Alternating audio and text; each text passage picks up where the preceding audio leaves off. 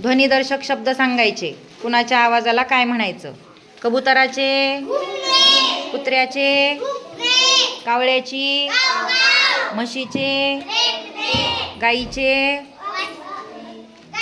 आवाज आवाज सांगायचा आहे. गाईचे, वाघाची, घोड्याचे, चिमणीची, हंसाचा, कलरव, घुबडाचा, कोंबड्याचे, आरोही, कोकिळेची, कोल्ह्याची, बेडकाचे, मांजराचे, मोराचा, मोरांची, सिंहाची, हत्तीचे,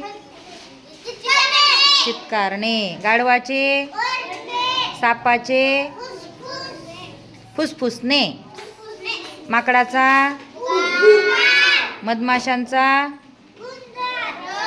गुंजारव.